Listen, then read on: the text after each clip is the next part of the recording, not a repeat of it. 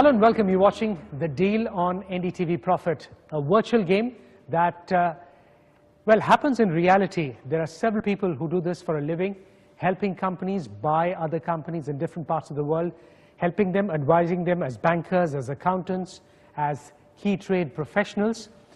So to take part in this game, we have two companies who are going to be bidding for one business of a conglomerate based in UK. So let's introduce all the people who are part of this game, and I have Andrew Holland here, who's the chairman of Brit Power. Thank you so much, Andrew, for joining us. Then we also have Sanjay Sharma, who's also a member of the board, and John Headley. Thanks, John. Jim James, he's the CEO of Brightech, that's looking to be sold. You're going to be all through in the thick of action, Jim. The two companies which are going to be making a bid for Brightech. To my left is Indie Turbines, GSK Velu. Yeah, thanks, GSK, if I may call you that. Amit Mehra and Maladani. I hope you have a wonderful time and all the best. And to my right is Bharat Energy, Anup Tapadia, Munjal Shroff, as well as Amardeep Sharma. Now, they're also going to be helped by advisors. There'll be bankers, there'll be accountants. And for Indie Turbines, Vishal Jadhav from HSBC, Sunil Gangwal from Ernst & Young, and Jeff Gleekin from UKTI. Besides that, the other team, Bharat Energy, going to be helped in an advisory role by Mukul Nag, Greg Hughes, and Spencer Mahoney from UKTI. It's going to be an interesting day that we're going to be spending with that team. Let me ask John to make a presentation. Exactly how do we go about it, John? So if you can give the rules of the game. Good morning, gentlemen. Welcome to The Deal. My name is John Hadley. I'm here on behalf of ABC Advisors. We're the exclusive advisors to Brit Power.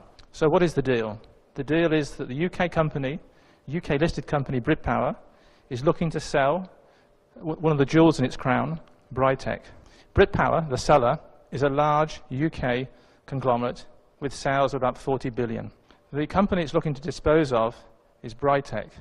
Brightech's a relatively small company, manufactures turbines used in wind power. Brightech has sales of approximately 110 million, so relatively small. It just so happens that the two companies shortlisted are both Indian. You both have sales of approximately 2 billion sterling. You both have significant experience in manufacturing products for the power sector.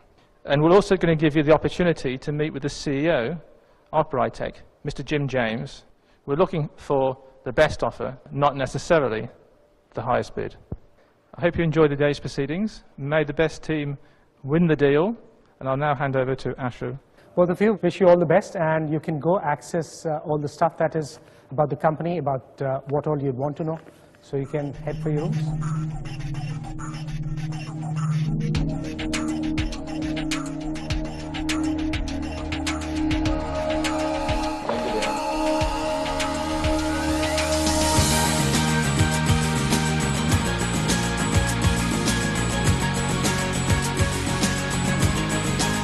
The deal has officially begun, and they have everything to play for as the winners take home complimentary business class return tickets to London on British Airways.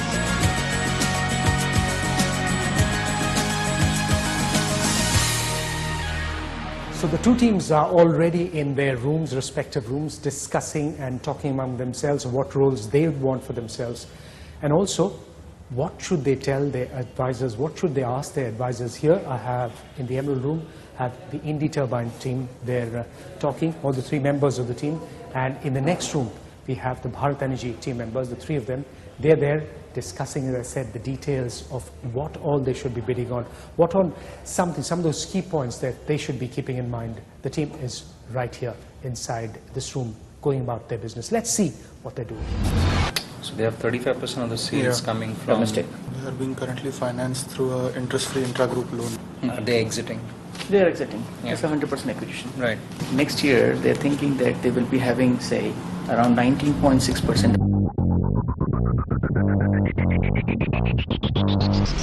Revenue growth. Their technology says that it kind of reduces the wear and tear and reduces the amount of maintenance.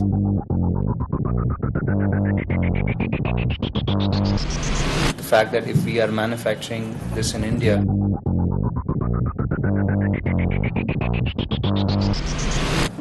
can we bring a cost advantage, on board? We are right now at 22% EBITDA margin, and they are approximately 10. What is this 120 million they are already putting? This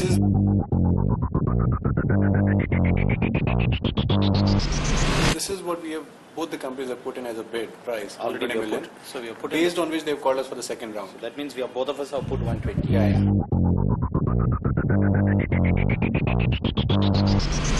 Actually, I'm not sure about their genuine intention to sell this business. Do you guys have calculators?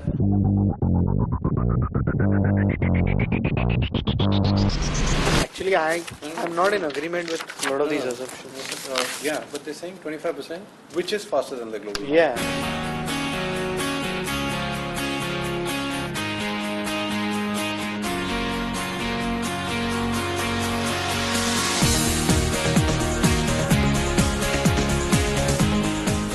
Teams have been together among themselves and they're evaluating what all material they have. They're finding out what details the company has, what all are the assets of the company, what all are the positives. The advisors have also been going through all the details that have been given to them. It's time for them to move and help the teams there. I think we've run out of time, the 20 minutes that was allotted, so can we move? Come.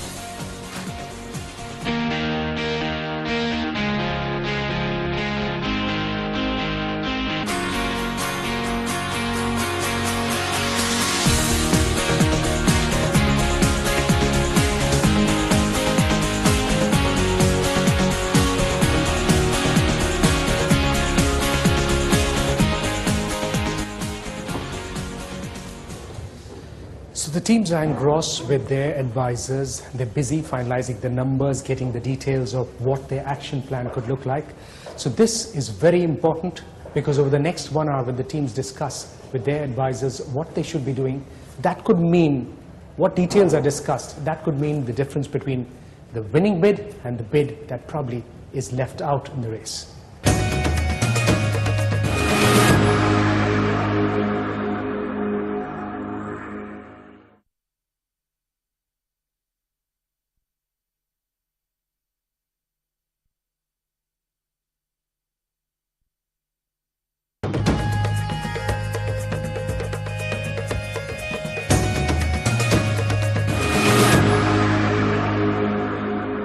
So while the teams are negotiating, or rather discussing with their advisors what they should be doing, let's just do a quick check of what exactly Brit Power wants when it's trying to sell off this part of their business. Let's ask the chairman, Andrew Holland. Andrew, the process has been initiated. Brightech is a fantastic company with fantastic potential, and therefore we're really looking at the right strategic partner.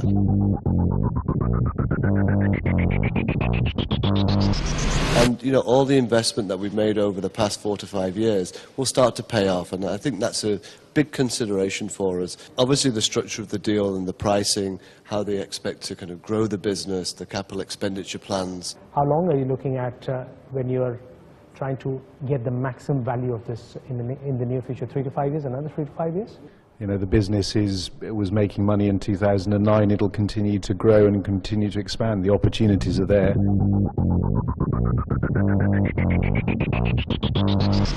We just need to be trying to realize those opportunities. What are you looking for? The passion that the two companies show? The two Indian companies that we're considering are both much larger.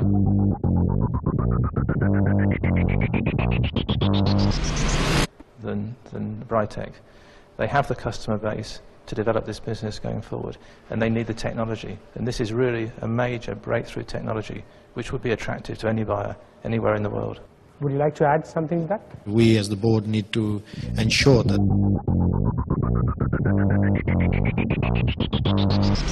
the business that has been built over the last few years is going to be successful in the future as well. Okay, so the technology has the promise for the future. Hopefully it should realize the value that you're looking for after all the investments that have been made. In a little while from now, when the 1 hour that the two companies have with their advisors, that gets over, the CEO of Brit Power will also be meeting them to get a sense of what their plans for their expansion are and how important do they value this company as they try to get the technology that it has developed. Some basic fundamental questions. Why do they want to sell this company? The parent company is struggling.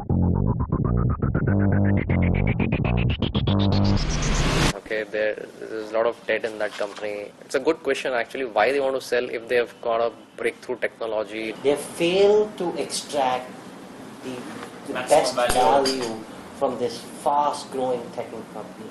A. B. Huge demand for renewable power and energy in emerging markets. Is it really tested? What is so new about it? What is his vision? I would really ask Jim, what is his vision? I mean, he's a key guy. You want to know about him as well, as an individual. What is his personal ambition? We can literally say, look, if we win this,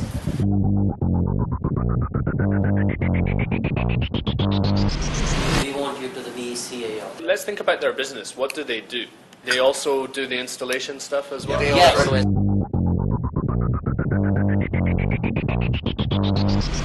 Yes, and that can be India-centric. Does government give any subsidies now? There are certain things that you can probably get in terms of R&D tax credits. We talk about first, how is he doing, what his vision is, what are his concerns, etc. etc. Just warm him up. Does he like India?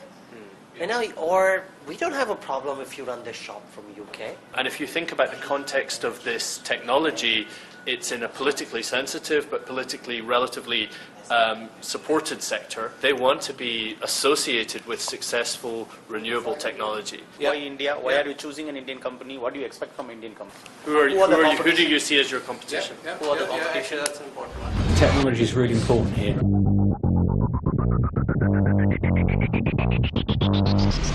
So I'm the boss, I'm finance, I'm responsible for R&D. I'm really excited in the technology you've got. We are the one who have to run the show in the Asian market, and we are the one who are going to take the R&D technology expertise from them. We list this company, give the management team, including Jim, 3% stake. That's one.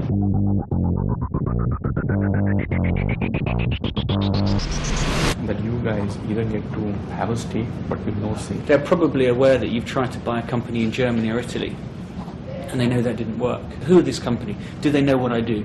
Are they going to work with me? Why Brit Power is selling this company? I think because they don't have enough money. If these guys are saying that the future growth in this business is in the Asian market, then our strength, although the other team obviously have the same strength, is that we have links in Asia.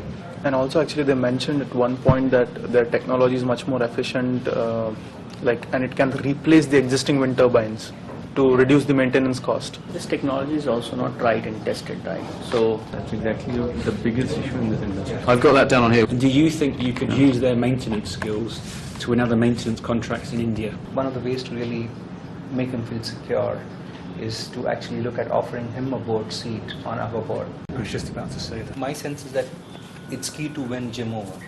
He will have a say.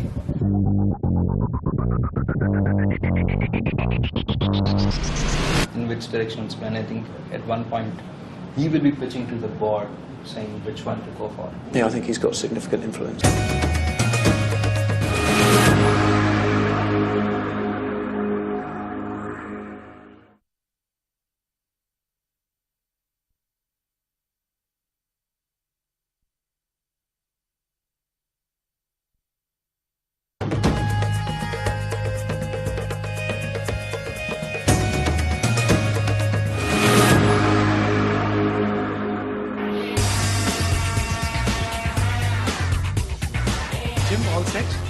Yeah, I think so. Not quite sure what they're going to say, but I'm sure they've done their homework and we've done ours.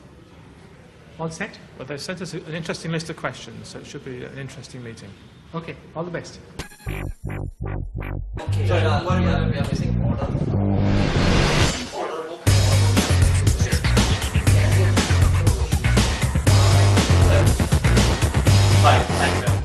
We operate in clean energy and we aspire to be £5 billion business in next 3 years and £10 billion in next 10 years. What is it that you see as the future of Brightech? Where would you like it to be in the next 3 to 5 years? The vision is to exploit the opportunity that this technology presents. India is one of the biggest markets for wind power, but every country is finding its own opportunities.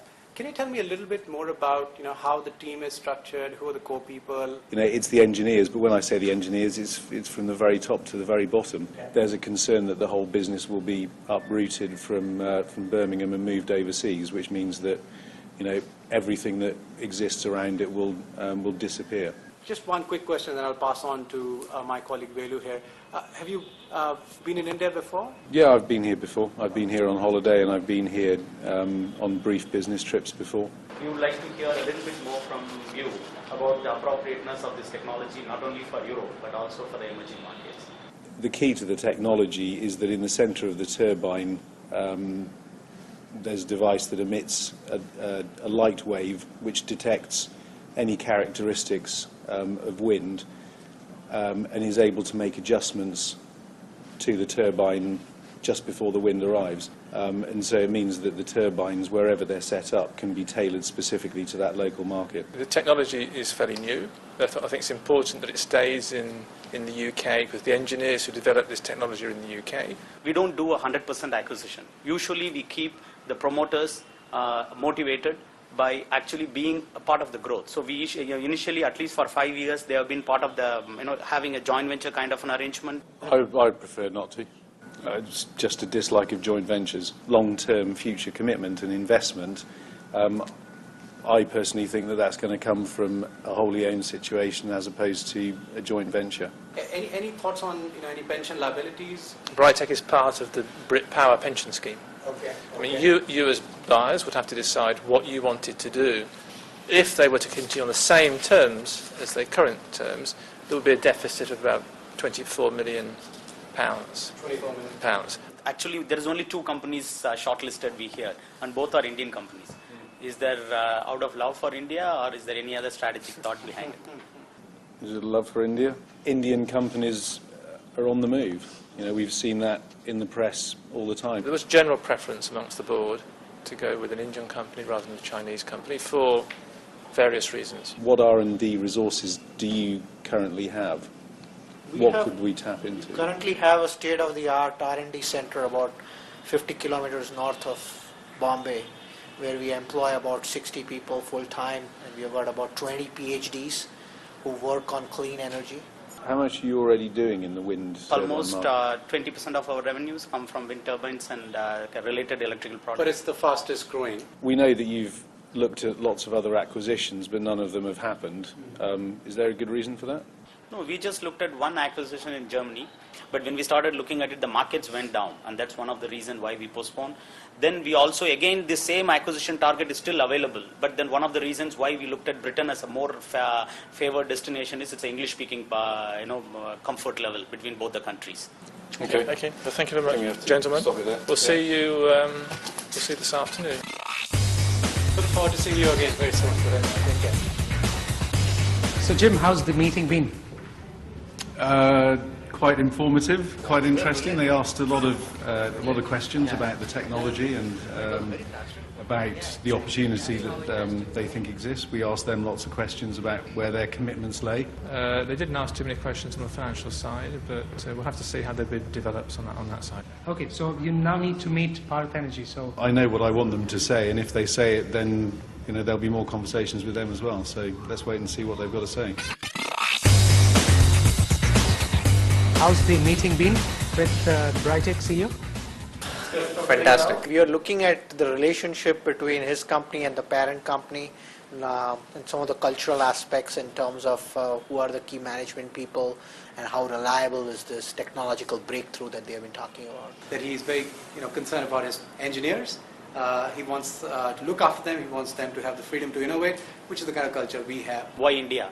Is it because of love for India or because they found something special in Indian companies? And what about the team here? Because ultimately you are helping them. 24 million deficit in pensions, things like no visibility on order book, untested technology. So I want them to ensure that they are taking care of these areas. Green is a lot of people in the technology that we're talking about is how much of it is hype and how do you sift that, the reality from that hype?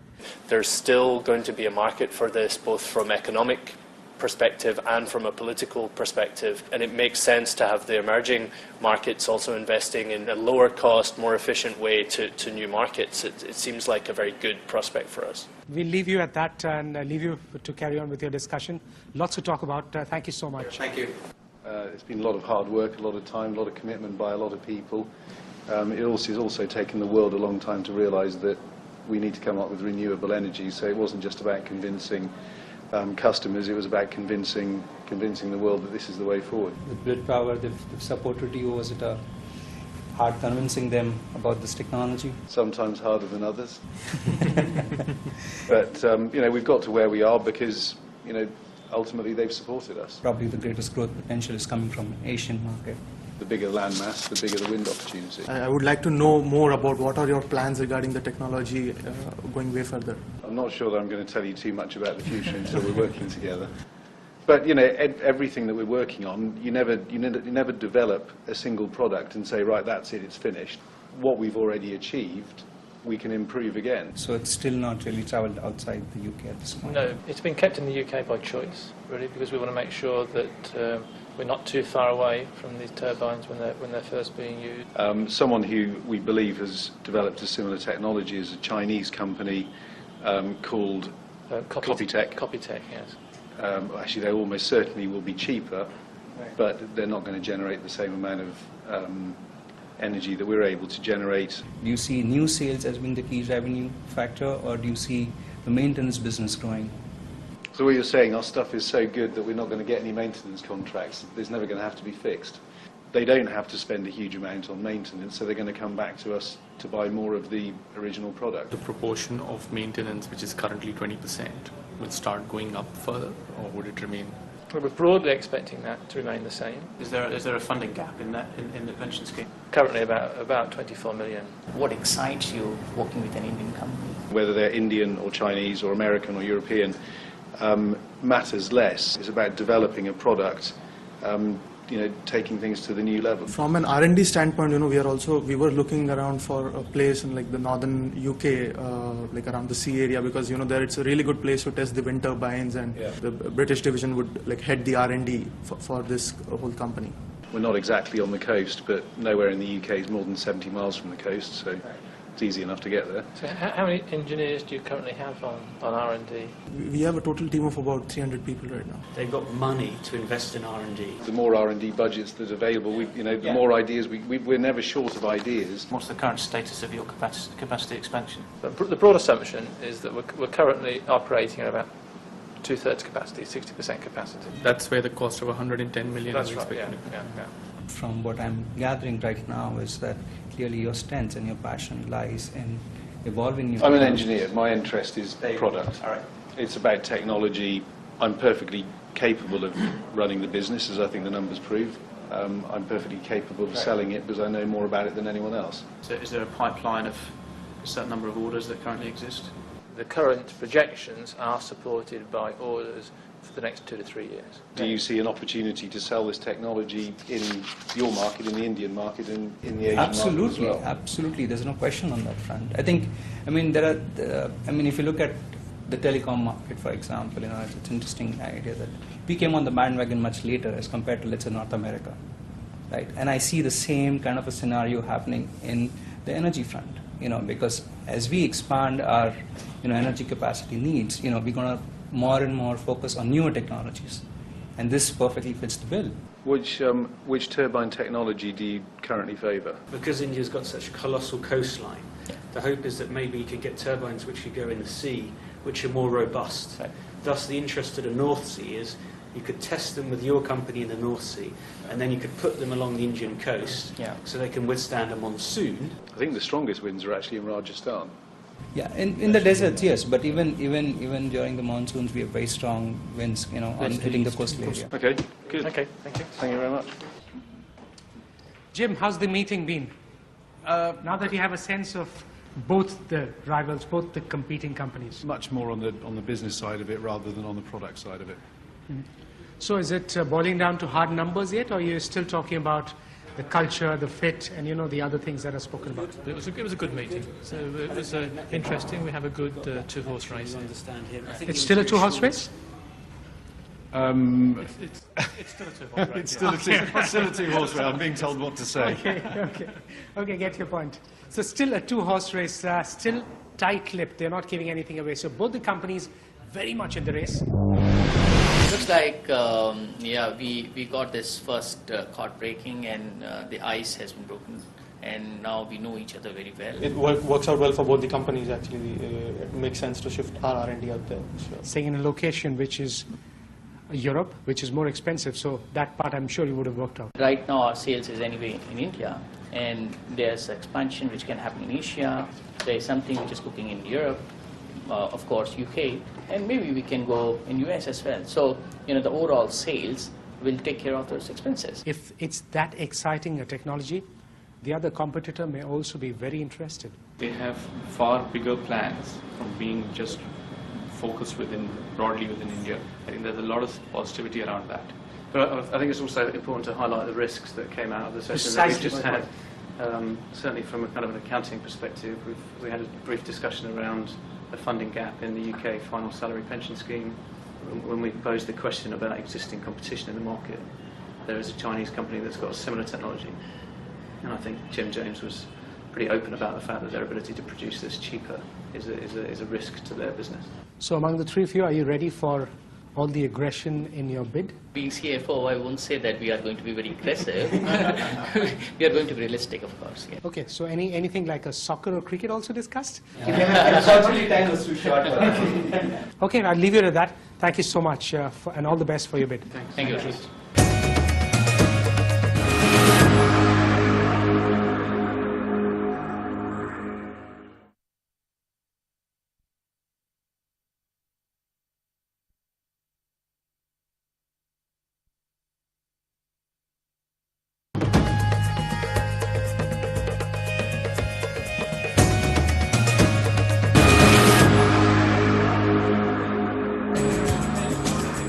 This is the last leg for preparation. All factors will be considered to crack the deal. Technology of new turbines, pension plan, order book, EBITDA, R&D, the Asian angle and the big CEO meeting. Let's hear what kind of pricing and valuations both ND Turbines and Bharat Energy have finally eroded onto. This is what Brit Power doesn't want to do. This is why they've spin off. They don't want to be part of us. Wait, exactly. Okay, I get the point. This is how you want to pitch it. Proposing you're going to have a kitty of R&D. I think we have to. How much is it going to be? I don't know. How much is it right now? £5 million. 10% of that is 10 million a year. Over 5 years would be 50 million. ED by EBITDA multiples at 8 times for international. Like this. 140 is the valuation. No. They know that there's an £80 million debt that needs to be repaid. They know that there's a pension gap that needs to be paid. Oh, so you're saying from 120, I'll make a bit. 220 plus, you're saying 300. What are the numbers? 296. That precise. It's not about I want to. We have to be we want to be. The valuation that Meteor comes to very good 140 million pounds. And above that, we are going to give you more. You're going to be fine. Yeah. You've got good financial advice. You've got a good pitch. Jim liked what you did. Now it's the moment of reality. Now ND Turbines has to make a presentation before the board, and I'll hand it over to Amit, Velu and Malav for the big moment. All yours, guys. Good afternoon. I'm Malav Dani, Chairman of ND Turbine. We are a $2 billion business, and we are aspiring to become $5 billion in next 3 years and $10 billion in next 7 to 10 years. Currently, we have about 20% of our revenues coming from the wind energy business, and we expect that with our growth plans to take it up to 40%. As a company, we are very, very passionate about clean energy. Thank you, Malav. Very good afternoon to you, gentlemen. We as a company understand that the exploitation and the value from this technology will come through a long-term investment. So we intend to invest in the next few years further in a dedicated facility that will exploit the technology for the emerging markets such as India and China. With that, I hand over to my colleague to give you some of the numbers. Thank you. Good afternoon, gentlemen.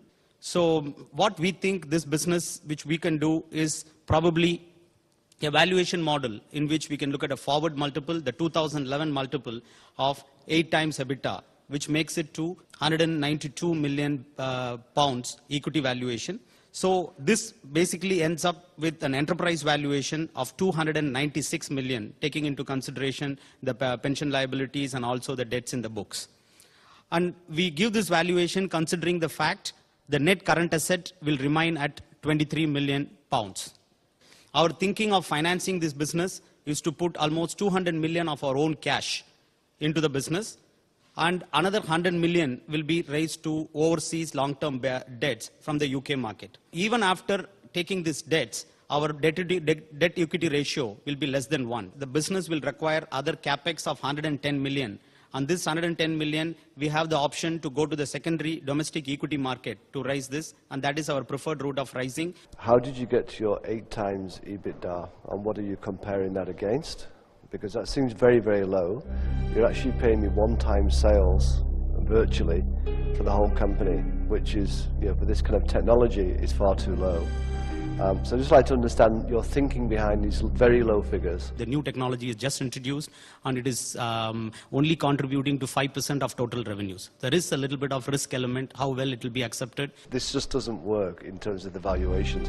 So you haven't said how you get into 8 times EBITDA. You haven't compared it with any markets. This is a new technology. 8 times EBITDA for this kind of technology doesn't work. No, 8 times EBITDA of forward multiple. This is a company where we've invested heavily over the last 4 to 5 years. We've invested in the technology of which you're now starting to see the revenues come through. So you're just going to take this technology and move it globally through your own system, and this company will become an even smaller part of the business. So I think you want it on the cheap, and you're really just using the technology to gain your foothold in your markets. Do you have a contract for him? We certainly intend to. That is something that we believe will be essential, in fact, and that is something that we would like to do in mutual consultation with Jim and, of course, with you. What are you doing about IFRS? Government has just made one of the most important announcements in the country for companies like you to transition, and your balance sheets and your cash flows and your budgets are going to change significantly. We are very confident of our business. I would and say what value companies we generate. like you need to be very, very aware of how your balance sheets are going to look like over the next few months, forget years. You haven't made an overseas acquisition, but have you thought about post-merger integration issues? We will continue with your R&D center in UK. We will also have our R&D center in India to serve the developed markets in US and Europe. We will use your manufacturing facility. Would you actually put a number to that, the amount of money that you would invest in ongoing R&D, and can you give any assurances about the staff in the company? We've got 600 employees. Keep these people happy, and that's the reason, one of the reason we said is we didn't want any restructuring of pension funds. We want them to feel business as usual. Before the chairman gives his feedback on that, I thought we just ought to inform you that a third buyer has manifested himself during the day and has asked to participate in this process. Even if there's a third buyer, we believe the value lies in the talent. Even discounting the fact that a third bid has come in, this is very clearly disappointing in terms of valuation. I think your advisors have really not gone through the numbers in any real detail. So I think you need to go back, and I think you need to have your advisors really advise you properly on the kind of valuations you need to look at. Thank you. Why are they asking you to raise the valuation? Because they want more money. Indie Turbines felt they bid the best price, only to falter at the end by the valuation principle. Now they will have to bid higher if they are to stay in contention and also take the risk of overbidding, which may backfire. Or is it Andrew Holland who's calling the bluff and pushing them off the cliff? Good afternoon, gentlemen. Thank you for giving us this opportunity. I'm Munjal Shroff, the CEO of Bharat Energy, and I'm accompanied by my team. Bharat Energy is a £2 billion listed entity in India. We basically are the market leaders in the turbine technology. We currently rule 65% of that market. It's been interesting talking to Jim, interacting with him, and see how he has nurtured the company through tough times. Interesting to see how you managed to focus on R&D and really come out with some interesting technology. In fact, one of the thoughts that we have on this is how we can relocate all our research and development in UK. I know, John, you have a decent side budget there, but I want to really push it up, Jim. I want to look at doubling the R&D budget. Some of the most power-hungry cities today are along the coastlines, and we can leverage that aspect of it by developing the technology together. So the deal itself. Internationally, the market is moving around 8 to 9 times of EBITDA multiples on the wind turbine, but we have added premium to it. That's 150 million pounds, 11.5 times of EBITDA multiples as on 2010. The capex commitment of 110 million pounds over the period of 2 years. We are going to put the money in terms of equity of the 80 million pounds which you have in as a interest-free loan. When this equity will come in the company, you can take your 80 million and that will give you a capital gain tax as well. For the management, we are proposing 5% ESOPs. Besides that, it's not enough.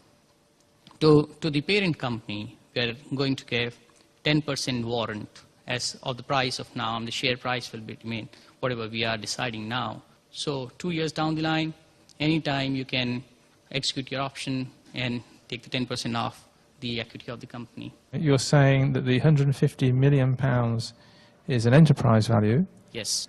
Of the 150, 80 million will be used to repay the intercompany loan. We will receive 70 million for the shares. You know, you talked at the beginning about you see this as a marriage. Well, really, you haven't even walked me down the aisle with these numbers. Really, if I strip out your enterprise value, you're paying me £75 million for my technology. And, you know, EBITDA, whatever I look at, it's just far too low. So you're clearly just wasting my time. It's too low. We are still much superior than what market is talking about. We are 3.5 times more than the market. In 2009, my net sales are 112 million, and you know you're paying me 75 million for that. And your EBITDA was 12. But you're paying me one-time sales. The cash flow takes care of it. If you take out the debt, then you know you're getting a business for nothing. You've clearly been very badly advised, and it's clearly too low. I really have no discussion on this because it's too low. We received today a third unsolicited bid for the company. Those bids are higher than your bid. I don't think, unless the board agrees, I don't think we should continue the discussion, do you? No? Okay. Because you clearly don't understand what we're trying to sell here. So our advice is think about the numbers, look at the cash flows, then come back with a sensible offer. Where your third offer is, you've understood that it's not only about valuation. It is not only about valuation, but your offer is so significantly below other valuations, it has become about valuation. The final bids have not yet closed for this business, so we can give you a little more time. Thank you very much, gentlemen. So, thank you very much. This bid is clearly lower than ND Turbines. It's just a non-starter as far as I'm concerned. My shareholders will not approve this. Both groups failed on one count. The first group, the numbers were quite interesting, but we had absolutely no idea what their vision for the business was. The second group, we had a much better idea of the vision, and then they just came up with a load of numbers which were, as Andrew said, never going to get past the shareholders. I mean, it's just crazy. So they talked about marriage, but we're not even engaged. It was a very good introduction, very good logic, and then it was as though the pricing was completely disconnected. I feel very insulted because this is a business that we've built, we're very passionate about, and the price is just completely incorrect. Will it be the end of the road for Bharat Energy as John and Sanjay make their way out to make a formal announcement? As I said earlier, seriously need to look at the numbers again, the cash flow forecasts, and if it's not a seriously significantly higher number than what you have quoted, then I think it's the end of the road for you. Can I just raise one point? What we're looking at is a valuation based on, originally on the 2010 earnings. And given the risks that currently exist, on the basis that only 5% of current revenues are based on the new technology, there's a competitor in the market that we have really no clarity on at the moment. I'm just not sure how our client is going to get comfortable with the key growth markets are Asia at this point of time, and where you currently have no sales presence. There's a big risk in terms of whether this company can actually achieve those numbers. Well, we're saying that Brit Power believes in those numbers. Management was very clear on you as a company but the board were not going to accept your offer on the financial terms at this stage. So, but from what we hear from you is you're prepared to engage with us and take the risk with us and stay vested for a longer period of time in the company. We are.